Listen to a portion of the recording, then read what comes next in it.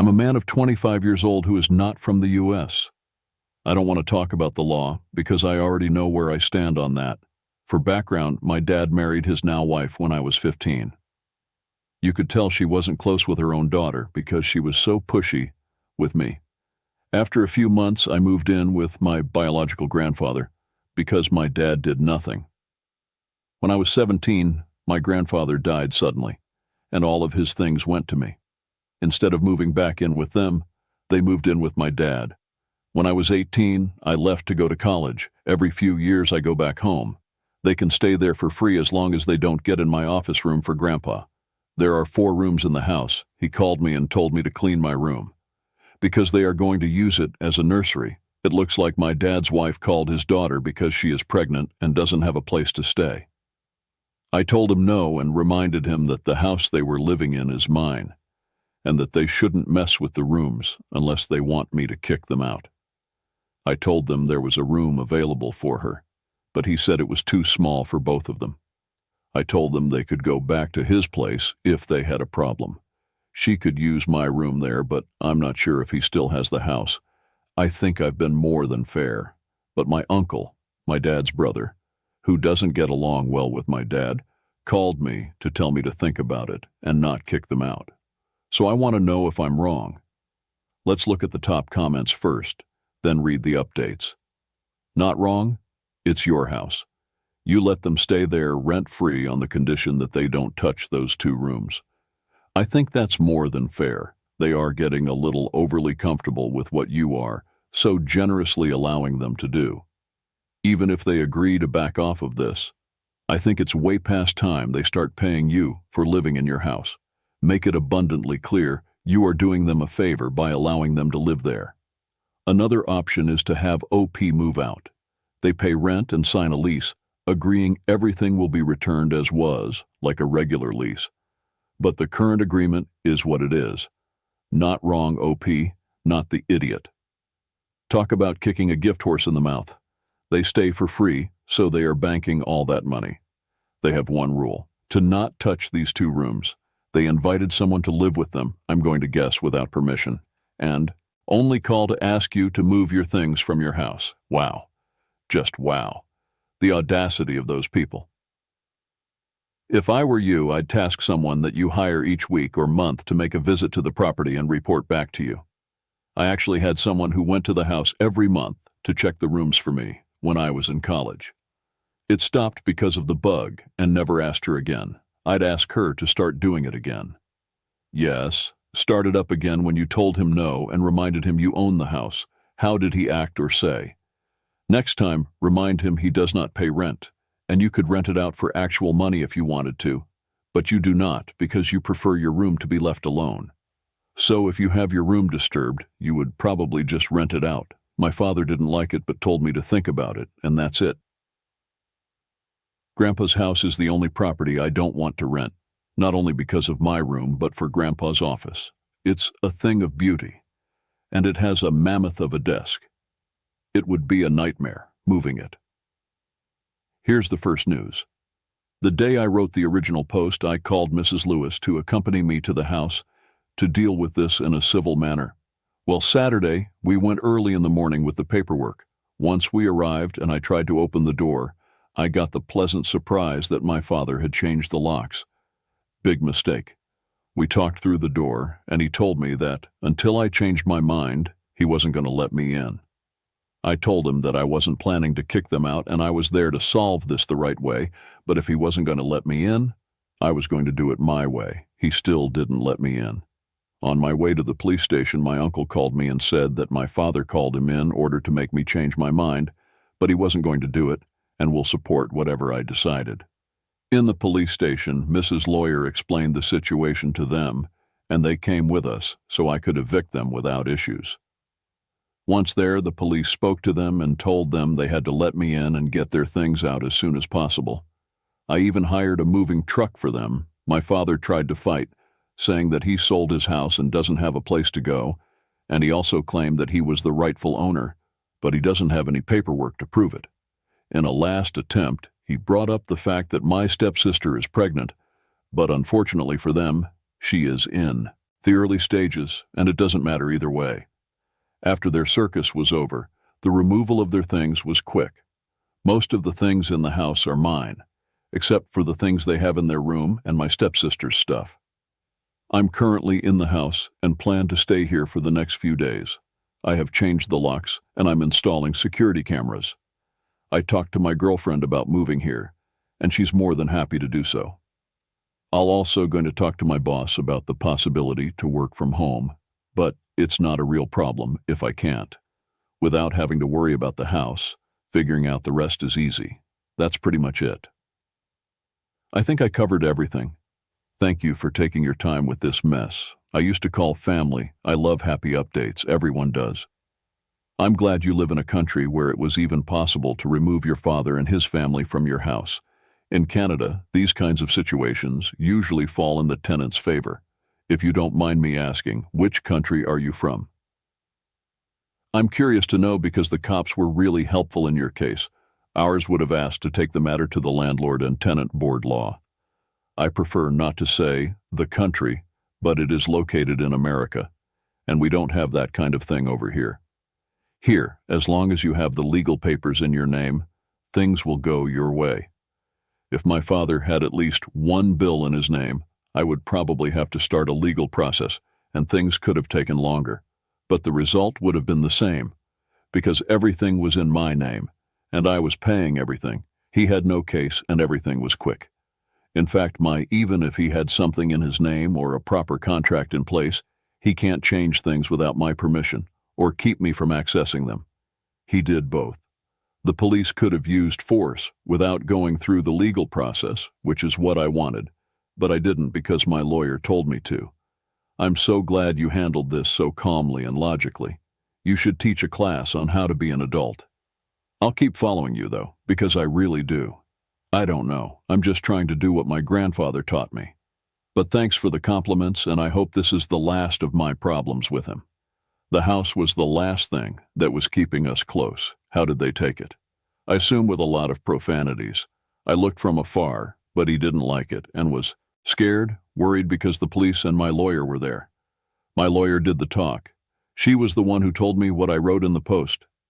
Besides, with Mrs. Lawyer there, the police, and the fact he knew he was walking on thin ice, he took no chances. He complied after the police and my lawyer told him he had no case. Here's the second update. My girlfriend found this space and asked me to share our last encounters with my father. So here it goes. I let my father and his wife live free for years in my house that I inherited from my grandfather. As I lived somewhere else, he had to follow one rule to live free in the house: to not touch my room in my grandfather's office. I even paid for everything except for their food and entertainment. But after living there for 7 years, he thought he was the owner of the house. A few weeks ago, he let his stepdaughter move in without consulting me. There was an empty room for her, but he wanted to give her my room. He had the courtesy to call me and tell me to get my things out of my room so she could move there. I refused and told him she could use the empty room, but I guess it wasn't enough.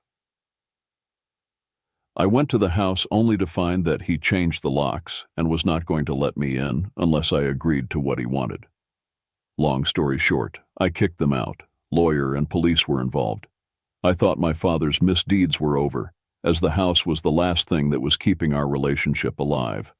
But I was wrong. We hadn't heard from him until a few days ago when he showed up at the house. I wasn't there, but girlfriend was. My girlfriend told me that my father was there to tell us that since we are now living in the house, we have to host them for the Christmas holidays. Not only that, he gave her a list of the food they wanted and the gifts they expected to receive. My girlfriend told him to go away before she called the police. I again thought it was over, but I was wrong again. Yesterday we received another visit from him. Apparently he called my mother to invite her to spend the holidays with us. She blew him off and told him she will take girlfriend and me to Europe for New Year's Eve. And he had the balls to demand she take them too. My mother just hung up. Mind you, this was the first time they had spoken after divorcing 16 years ago. He came to the house to demand I convince my mother to take them too, or that we pay for them to go with us. At this point, his attitude stopped being disappointing and turned comical. My girlfriend and I just laughed at him. We laughed so hard that we didn't notice when he left. I can say that we didn't have the best relationship, but he wasn't entitlement. I mean, it was already clear why my paternal grandfather was completely disappointed in him, but it seems that he wants to take it to another new level. I don't know if he will stop, but I hope he does for the rest of the year. Edit. I have a security system. There are cameras everywhere. I know if he is there. I have other properties, my tenants, and people close to my girlfriend and me, even my neighbors, know what to do if my father approached them in my name. I doubt he will try to break in when we're not here. When I evicted them, my lawyer and the police were more than clear that he could face serious problems if he tries to enter the house or any other of my properties. Unfortunately, in my country, any kind of restraining order is pretty much useless. It is more helpful to call the police right then and there, and he knows I have no problem calling them. I imagine living rent-free and screwing it up because your ego wants you to be the boss of those being charitable to you. What a bonehead. Unfortunately, this isn't the first time he's messed things up, but at least he's spicing them up. Law. You will need to make sure you have an excellent security system that covers the entire house inside and out. Make sure it informs you of anyone coming near, even if you're in Europe. Just in case he decides the house is really his and tries to either move in or show up and take what he can, you need to shut him down now and hard before it gets worse. We have a great security system in the house and its surroundings. He is also persona non grata in the neighborhood. When I evicted them, the police and my lawyer let him know that he could be in serious troubles if he tries to enter the house without my permission. Personally, I'd still be getting a house sitter if I was going to be away more than a day. Have a friend stay in your house and watch over it while you were gone. Yeah, we already talked with someone of trust to stay in the house while we are away. The last story is now up. Am I wrong for telling my mom I refused to fix a problem she and my stepsister created? When I was 15, my then 19-year-old stepsister had a baby. She was still living at home at the time and didn't know who the dad of her daughter was, so my mom and her decided I would need to babysit every day after school until someone else got home. This went on until I turned 18 and moved out of my mom and stepdad's house and in with my brother, who was the same age as my stepsister. My stepsister and I were never sisters. We never called each other family or had a relationship built on anything, so I never regarded her daughter as my niece, and I never planned to be an overly involved figure. After I moved out, I saw her 3 times in the past 6 years. I did not have a strong attachment to her, and I certainly never considered her like my own. But my mom and stepsister have hyped me up to her. They have told her all these stories that are simply not true. Stories about me cuddling her to sleep and how I used to call her my little baby. How I adored her more than anyone else in the world. My mom had taken a few photos of me and her that she had staged at the time. They show her those as if they were moments my mom had walked in on, so she has been waiting for this aunt figure who considers her their own child. And when we saw each other 3 times this year, mostly focused on the fact I was having a baby, she was incredibly jealous and angry. The last time was at my grandparents' house. My partner and I were focused on our baby, and she was very emotional and trying to grab my attention. This is when what my mom and stepsister had been telling her came to light. She accused me of replacing her, of my baby stealing her place and trying to push her out. She said I used to do all that stuff with her, and now I didn't, and it wasn't fair. She asked my stepsister to get me to do that stuff for her again. After some questions, it came to light what she was talking about. She wanted me to dedicate myself to her the way she had been told I had. She wanted me to put her before my child. My grandparents told my stepsister to leave, and after some arguing, she did leave with her daughter. Then they asked my mom what the hell she'd been thinking, and what happened from there is my mom called after everyone else had left my grandparents and told me I needed to talk to stepsister's daughter and help them fix the hurt she was going through. I told her it was not my job to fix a problem she and my stepsister created. My mom told me it was about a child, not about them, and I was not being very compassionate. Am I in the wrong? Nope. First, they forced you to babysit for 3 years. Then they expect you to be a super aunt and focused solely on the kid. Do I feel bad for the child? Yes, but the mom and stepsister created this fantasy and need to deal with it. They want you to be involved in fixing it so that they don't have to take the blame for what they did. If you try to deal with it, it will be your word against theirs, and the replacement theory may be reinforced. Mom and stepsister need to own up to their lies. Poor kid, not the idiot. Not to mention, what do you even say? Sorry, kid, I never cared about you all that much. My mom and your mom are both big liars, so at least we have that in common. This either OP becomes a doormat and neglects her own kid, or she breaks her step-niece's heart and becomes the bad guy in her eyes. It will always be easier for the child to turn against OP than against her mother. Not in the wrong. While she's right in saying that this is about the child, there's no reasonable way for you to fix what they caused. To be honest, I wonder what exactly they expect you to do. Give up your own baby and adopt her. If your roughly 9-year-old niece is that fixated on an aunt she's hardly seen for most of her life, and particularly for most of the life she can remember, something is wrong in her own home. Yes, she needs someone to help her, but that should be a professional. You've done nothing wrong. Of course, it's a bit sad you never formed an actual connection, but that doesn't make you an idiot. You were a teenager who didn't choose to become a free babysitter for 3 years. Congrats on your own child. It honestly sounds like the girl does not have a trusted adult.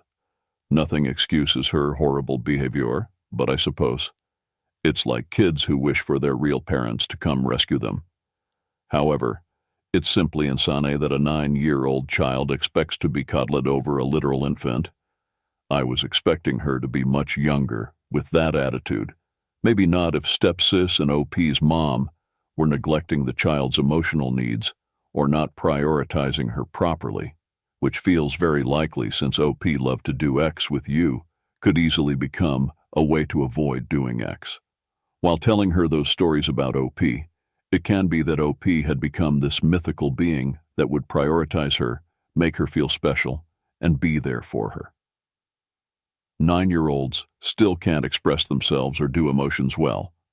Everything here could be less a desire to be cuddled and more a response to the fantasy of being someone's first priority crumbling in front of her eyes and her trying to stop that happening.